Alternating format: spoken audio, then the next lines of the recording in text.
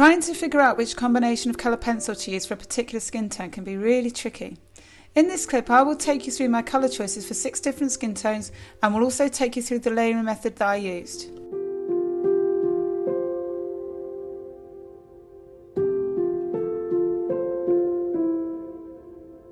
So I'm going to start with a light skin tone, and I'm firstly going to add a base layer of ivory to add the second colour, which will be beige red, or what was previously known as light flesh. And I'm using the side of my pencil and adding small circular motions with the side of my pencil really lightly. It's really important when you're adding these pencil layers you add them lightly, and that you also have a sharp pencil. You'll notice that my pencil when I started was very, very sharp. That means that adding these marks is much easier. So you will notice that in that selection of colours there was a blue and a violet, and that is because when you are looking at a reference image you will have to have a look and see if there is a blue undertone or a violet undertone. Have a look to the areas around the eyes and around the nose area where the skin is thinner, and you will see some of the veins coming through, or maybe not, but you will see certainly blue or purpley undertones, and that is where you will make that decision about whether you will use blue or violet, or maybe a combination of both. And when I'm shading these spheres or skin tones, I always start with my lighter area. I work towards the darker areas, say for example around the nose, and then I blend back with small circular motions to the lighter area. The reason for that is to get a smoother effect. It's important that you add these layers lightly, as I've said earlier, because if you don't, you'll damage the tooth of the paper. And you'll also need to make sure that you keep your pencil sharp, as I said, because that makes sure that you also don't damage the tooth of the paper. With these tones, once you've added your base layer, you then need to work back on top, working towards your lighter colour to create a smoother transition. So once you've gone to your darker areas, work back on top with your lighter colour, work towards the lighter colour at the top, and that will create a smoother effect.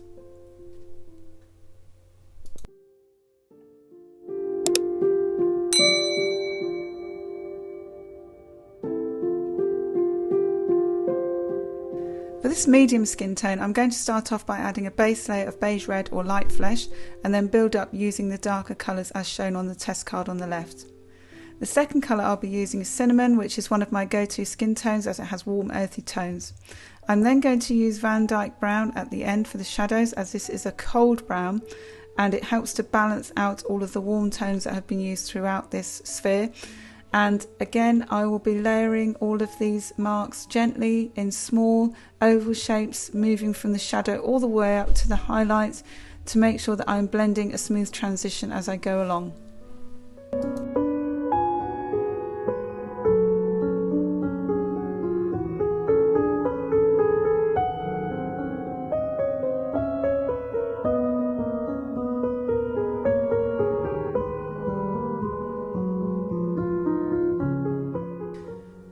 For the olive skin tone, I'll be using the colours in the test card on the left, and you should look to your reference image to make a decision whether you need the violet or green.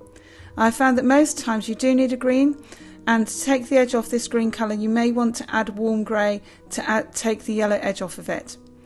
Like the previous skin tones, add your marks lightly and then add more pressure as you move towards the highlight, and ensure that your pencils are always sharp.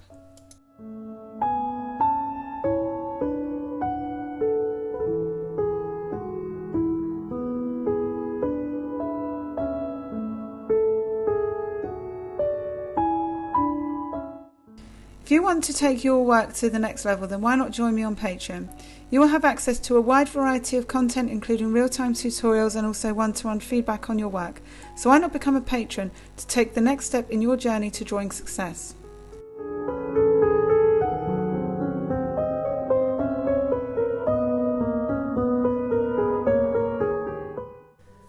So the next tone we're going to look at is the tan skin tone.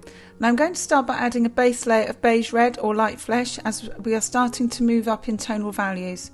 The main colour I'm going to use in this skin tone after I've added cinnamon is burnt ochre, and this gives the skin tone a warm tone without appearing too orange.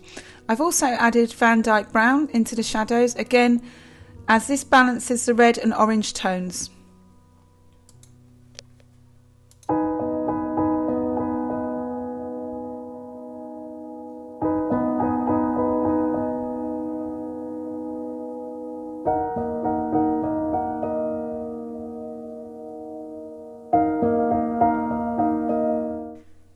Now for the dark skin tone, and I'm starting with cinnamon to give it a warm earthy tone.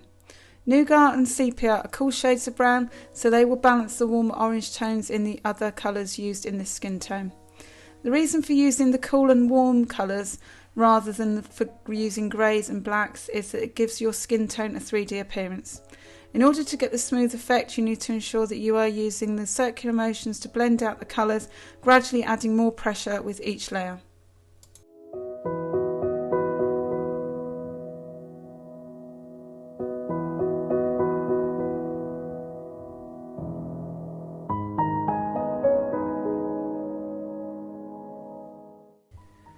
Now for the very dark or black skin tone. For this we'll be using greys, however they are warm greys. You'll need to look at your reference image for this tone, as you may find that you need additions of other colours, for example Caput Mortuum or light red violet. Alternatively, for a colder skin tone you may want to use dark indigo. Payne's grey and sepia are cold browns and balance out the warm greys. Ensure that you are using circular motions as you have been with your previous tones to achieve a smooth effect.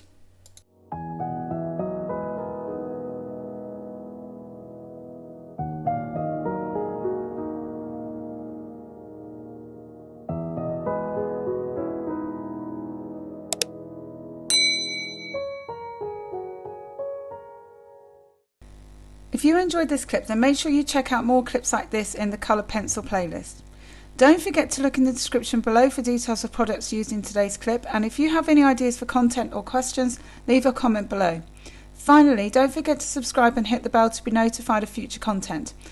Also, don't forget you can check out my Patreon page for exclusive content including real time and more.